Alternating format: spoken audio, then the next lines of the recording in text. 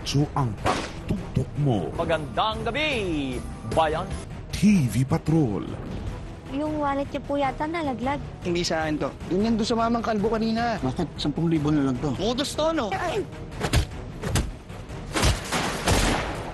Pumesto ka doon. Para sa pamilya niyo yan. Ako naman po ay taos-pusong nagpapasalamat din sa inyo. At pagdating sa serbisyo publiko, ang pamilya Guerrero ang numero 1. Tinatanggap ko po na mapabilang sa pamilya Montenegro. Very good mo. Salamat sa pagtanggap mo, anak. Ipagdiwag natin ito. Dapat ipakilala kita sa aking mga makapangyarihang kaibigan. Yung ba ito yung sasakyang gumit-git sa atin? Turuan mo ng leksyon yan, Jason. Gusto mo ako subukan? Anggol, sinabuldo ka kapaway. Ano, kakasya ka? Anggol! Iyabang mo. FBJ's Batang Quiapo. May kinakalit ka na babae sa 4th floor. Siyang maghuhugas ng paglapastangan ng mga tao. Permission to engage. It's now or may madadamay pang iba. Jaguar, no. Sising ko ng mga anak. Kalimutan mo na yung sing-sing lang yun.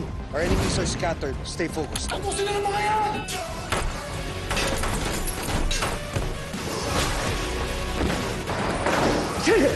Si Mang Mimong to attack! The bomb is active! Incognito.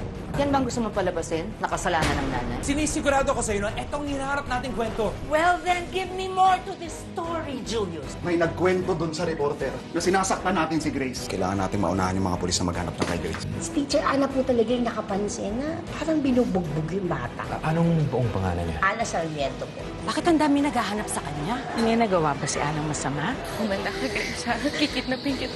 Simula ngayon, huwag mo naman ako tatawagin, teacher, ha? Paano naman ba siya? Saving Grace.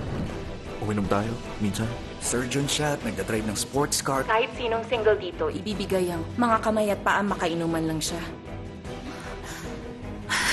Anong nangyari? Nagpunta si Andrew sa bahay pagkatapos namin mag-dinner at wala ko maalala. Arestado ka sa kasong rape. Ano sinasabi niyo? Dapat mong panagutan yung ginawa mo! At ang bagong pandagdag suspense gabi-gabi. Liar. Totoong di mo palalampasin gabi-gabi sa A to Z Primetime.